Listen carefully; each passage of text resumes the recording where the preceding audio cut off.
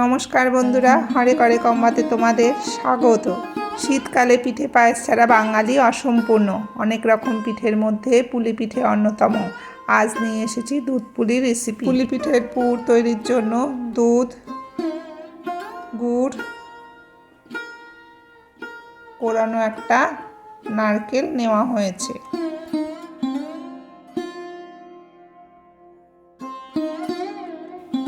পুরটা রেডি করার জন্য কড়াইতে মা হাফ লিটার দুধ ঢেলে দিল। দিচ্ছে 500 গুড়, অ্যাড হলো কোরানো নারকেল,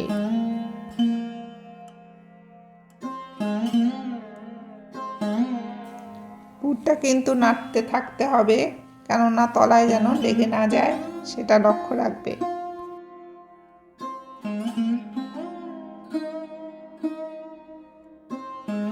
পুরটা জাল দিয়ে অনেকটা টেনে যাওয়ার পরে মা এক বাটি চিনি ওর মধ্যে মিশিয়ে দিল। দেখো পুরটা হয়ে এসেছে, এবার নামিয়ে নিতে হবে।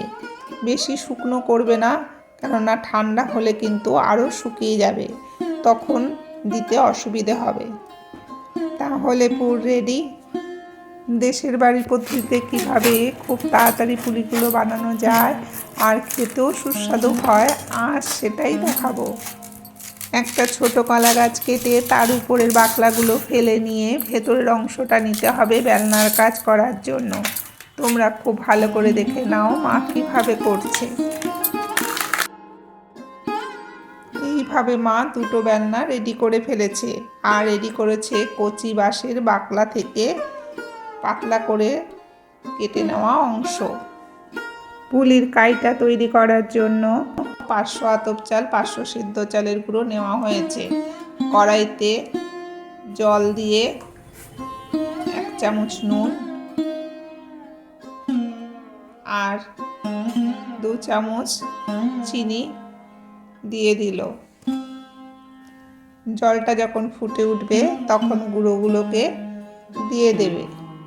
মা এখানে অর্ধেক গুঁড়ো দিল। তারপরে কিন্তু তোমরা ভালো করে ওটাকে নাড়াতে হবে। কাইটা যখন নরম হয়ে যাবে তখন নামিয়ে নেবে।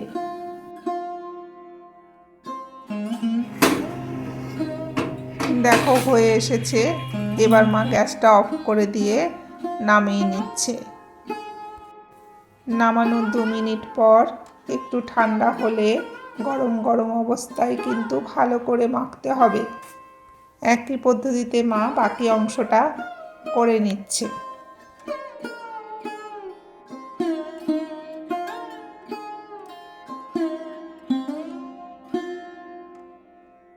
তোমাদের একটা কথা বলে রাখি, জলটা যখন ফুটে উঠবে তখন তার থেকে কিছুটা জল তুলে রাখবে, পরে দরকার পড়লে মিশিয়ে নেবে।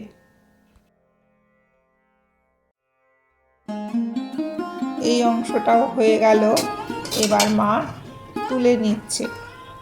গরম অবস্থায় কাইটাকে খুব ভালো করে মাখতে হবে, যাতে ভেতরে কোনো শক্ত না থাকে এবং নরম খুব হয়, তাহলে পুলিগুলো খুব নরম হবে আর ফেটেও যাবে না। তোমরা যখন পুলিগুলোকে করবে তখন অল্প করে কাই নিয়ে করবে, বাকিটা ঢেকে রাখবে, তাহলে কাইটা নরম থাকবে। আমি এইদিকে ডোগুলোকে ঢেকে রাখছি, অন্যদিকে মা কলা পাতা রেডি করছে। একটা পিঁড়ির মধ্যে কলা পাতা রেখে তার মধ্যে সর্ষের তেল মাখিয়ে নিল। এবার একটা লেচি কেটে মা বেলে নিচ্ছে। দেখো কিভাবে করছে। আমার দিদা অনেক বড় পিঁড়িতে অনেক বড় কলা পাতায় করতো, তাই একসাথে অনেক পুলি তৈরি হতো। আগেকার সময় অনেক পুলি তৈরি হতো, সেগুলো হাতে বানাতে গেলে অনেক সময় লেগে যায়, তাই এইভাবে বানালে খুব তাড়াতাড়ি অনেক পুলি তৈরি হয়ে যায়।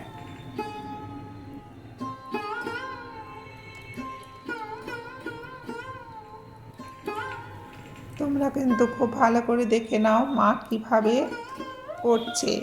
এবার এগুলো কাটার জন্য ওই বাঁশের পাতলা অংশটা কিন্তু নিতে হবে। দেখে নিলে এবার ওই বাঁশের অংশটা কি কাজে লাগছে। দেখো কিভাবে মা এক এক করে কেটে নিল। কচি বাঁশ থেকে যদি না কাটা হয় তাহলে কিন্তু ওই কঞ্চিটা কাটতে গেলে কিন্তু ভেঙে যাবে। পিঁড়ির ওপর অল্প করে জল দিয়ে তবে কলা পাতাটাকে বসাবে, তাহলে কলা পাতাটা পিঁড়ির ওপর ভালো করে লেগে থাকবে।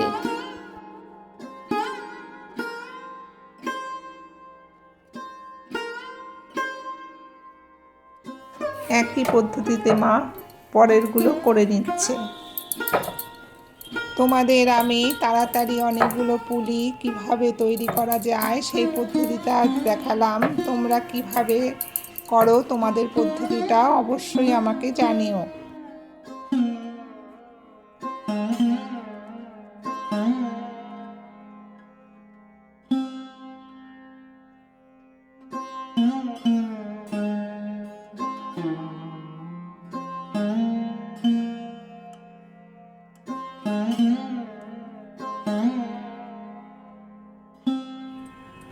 এইভাবে মা এক এক করে অনেকগুলো পুলি বানিয়ে ফেলছে।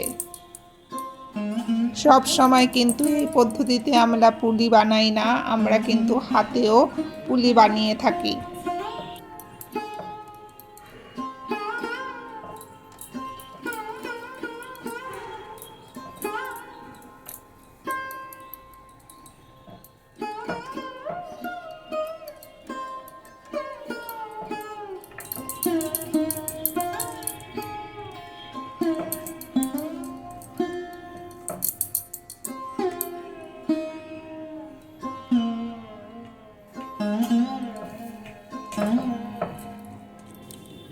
এবার মা চষি করে নিচ্ছে।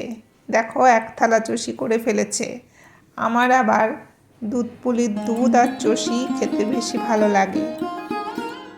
তোমাদের কি খেতে ভালো লাগে বলো কিন্তু।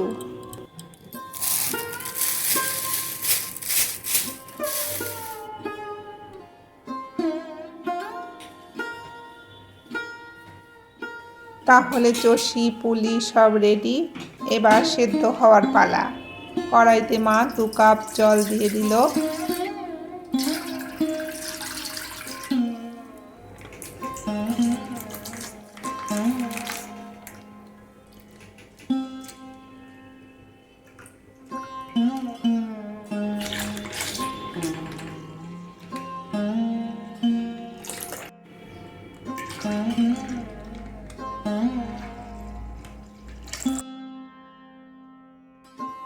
ঢেলে দিল 2 লিটার দুধ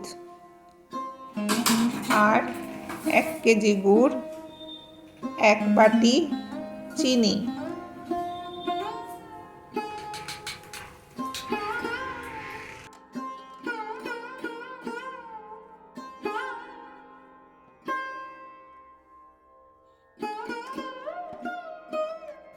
দুধটা ফুটে উঠলে প্রথমে মা চিনিটা ঢেলে দিল। এবার দিচ্ছে গুড়গুলো। তোমরা যেমন মিষ্টি খাও সেই অনুসারে দেবে, আমরা আবার পিঠে পায়েসে একটু বেশি মিষ্টি খাই।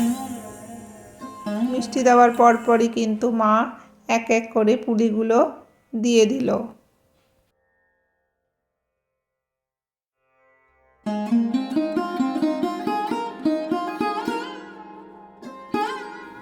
এবার দিচ্ছে চষিগুলো।